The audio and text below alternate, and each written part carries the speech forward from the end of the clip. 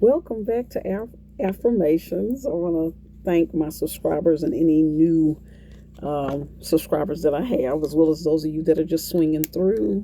Like, share, and subscribe. Hit the notification bell so you know when I post, okay? Trying to get to 1,000. Help me grow the YouTube channel. It'll be greatly appreciated. Okay, let's see if this is going to cooperate.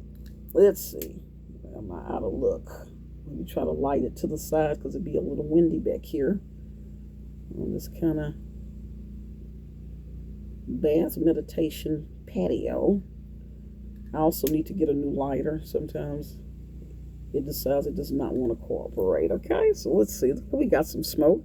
Wishing everyone mental, spiritual, emotional, and physical health. And so for those of you again, especially those that are new, welcome. Let's see. We always start off with our saying for those, again, those of you that are new, we do tackle the topic of healing slave trauma. In this particular segment, I do different topics. This one is the one about our spiritual rights and what we're learning that from since slavery, that everything was controlled from our education, what we could learn or not learn, could we read, could we not read, information we were allowed to have, okay, and even our spirituality, okay. And so we're starting to understand that we do have a right to explore those things. I always talk about the scripture of knock and the door shall be open, and seek and you shall find. And also, to everyone has not been given that assignment, right, to dig deeper, to look at other things. We are aware that there are missing books and different things of taken out of the Bible. And so because of that, some of us have been given the assignment to try to fill in the gaps and to understand more truths, okay? But if that is not your calling, one of the beautiful things also too about our ancestors is that people say, oh, well, they died for us to be able to do certain things, but they also died for us to have the right to choose to maybe even not to participate in things, okay? And so that is okay. We are using the deck called Spiritual Awakening, 52 Universal Laws, right? And again, this information is in the description box, okay? And again, some of the things that we're going to be looking at, we may agree with or we may not, okay? That's part of the exploration, right? You have to sometimes, a lot of the things sometimes you will see will actually match up with the Bible, or certain things that you know to be true, and things that don't resonate with you, of course, you know not to take that on. But we are on a spiritual scavenger hunt, again, because our spirituality and religion was so controlled. And part of the history is that even our church services were supervised and monitored, okay? So, yeah, so let's just see what we're going to get. Okay, let's see. And some of the the wording gets a little complicated, and so sometimes I'm kind of like, okay, that kind of popped. Is that it? Yeah, we got one. We ended up getting the law of harmony. It's called the law of harmony. It says dissolve all discordance and chaos. The law of harmony. Let's see what this is talking about. Law of harmony. Let's see what we got.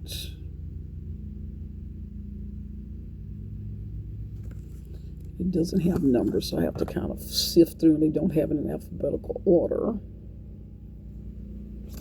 Where are we? Come on.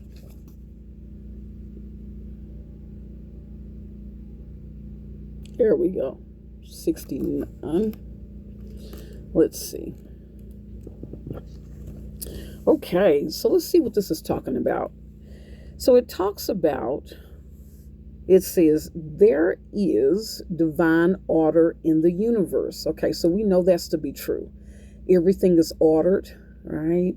The seasons, the celestials, sunrises, sunsets, moons, moon phases, right? Different times to plant, different times to harvest. There's order to everything, even to our bodies, right? The way they function, it's a rhythm. It says, to the extent that you create harmony, is the extent to which you will experience your divine power. Okay. So basically, it's the same concept, right? You reap what you sow. When you're trying to create harmony, you're going to draw that to you. But again, with our people, we always going to look at it through the lens of slavery. Because there has been manipulation and abuse, and our niceness sometimes can be used against us, we could be trying to seek harmony. You have to, again, be ye not unequally yoked. You have to make sure that if you are creating harmony, who you're creating harmony with, right? If someone is not wanting to be harmonious, right, and not being truthful, and you don't quite know what's going on, and you're trying to figure out, why are things so chaotic? I'm trying to be peaceful. What that's telling you is, I don't care what a person is saying, you look at those actions, right? If there's no harmony there, and again, I love this talking about the chaos, right? Dissolve all chaos. What is the scripture that talks about the Most High is not the author of chaos? So whenever you see chaos, you understand there's something off there, okay? It says, through freedom of choice, you can arrange things in such a way as to set in motion a series of causations that will harmonize your own conditions without antagonizing the like power of others. Okay, this is a little deep what they say. Through freedom of choice, right? We all have the right to choose.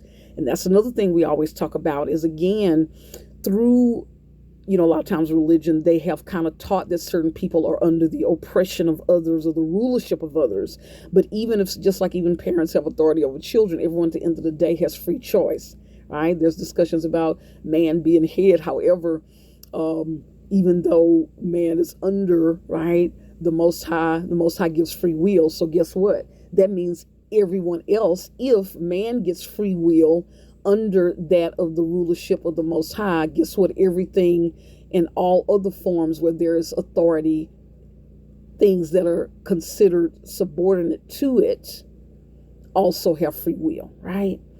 So through freedom of choice, right? We all have free will. You can arrange things in such a way as to set in motion a series of things, right? Making the right choices that can actually lead to more harmony without antagonizing, right, others.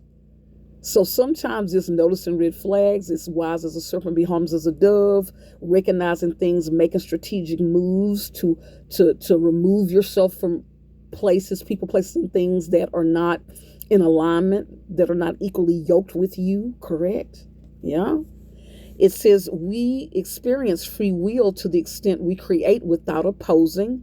So the thing is, how can we create without opposing, create without conflict, maneuver without conflict, wise as a serpent, harmless as a dove, right? Without opposing Mother Nature or the creations of others. We don't have to disturb anyone, force anyone to do anything. And we also can do things without, like what they're talking about, Mother Nature, without destroying people, places, and things as we shift. If we misuse our energy, we begin to take away our own powers, right? Meaning we're going to activate something that's going to, right? We know if we do something negative, it has repercussions, right? Sometimes not immediately, and implode upon ourselves. It says there's divine order to this universe. The extent to which you create harmony is the degree to which you will experience being in your divinity, meaning being at your high spiritual level, right? But we're all divine. It says, by drawing this card, your high self desires to end emotional, what's this word? Interbulation, come on. Any discord between you and another in your life may be coming to a close, right? Some of us are deciding to no longer participate in chaos with others. When you commit to inner peace, right? I'm done. You will have peaceful relationships. This message could also mean a benevolent relationship with food, your body, or with your physicality. The universe is guiding you towards a harmonious life. So even ending being destructive with, food and how we, eat, that's another sore spot, right? We're also introduced to a lot of unhealthy foods. A lot of our people sometimes financially is tight, so cheaper foods unhealthy foods sometimes not only feed us but fulfill our emotional needs, right? Being kind to your body, right? Not abusing it, not indulging in addictions and things of this nature, right? The journal action they want us to do, they say take full responsibility for all your relationships, right? Again, looking at the relationship, even if you're feeling like you're a victim, right? Take full responsibility. Are you going to participate in a thing or not? Even if you have full power, right? And you see that you are in full power, but you see the results of how you are interacting with others is creating mental and physical harm to them. Are you going to take responsibility? It says make any amends that are necessary. Amends meaning apologizing, shifting, changing. This includes apologizing and even forgiving yourself. Oh, this was a good one. I like this one, baby. The universal law of harmony. Right? Are we going to choose harmony or chaos? Okay? I like that one. So, what are the things that we're going to do? Last time we ended with an affirmation, and we're going to use the same affirmation. We did this earlier. It says, seeds from the sacred feminine. This will be in the description box. And so let's see what we're going to get. I've been kind of gravitating to this one lately because it kind of deals with nature. Right? Important for us to ground, especially for 2025. It's been an intense year. So a lot of changes. Sometimes we have to get back to grounding, right? Getting back to the simple things, okay? Let's see. What are we going to get? What are we going to get?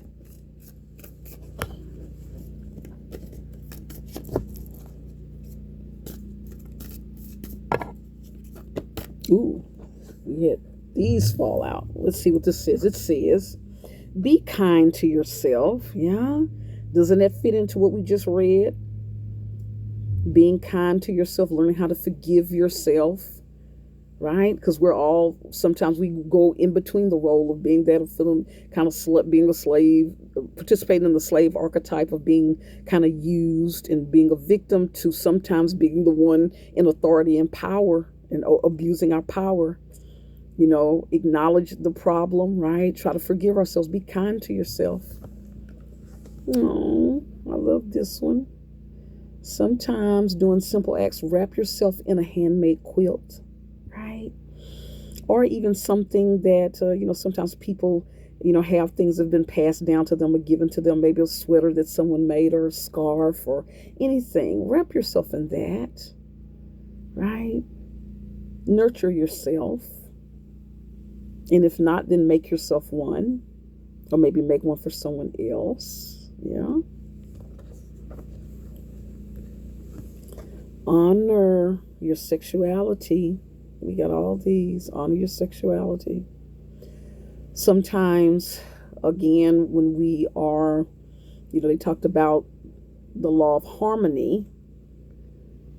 In the law of harmony, you honor sexuality, right? It's not a one-sided thing where we're requiring people to service us or please us when they're in distress.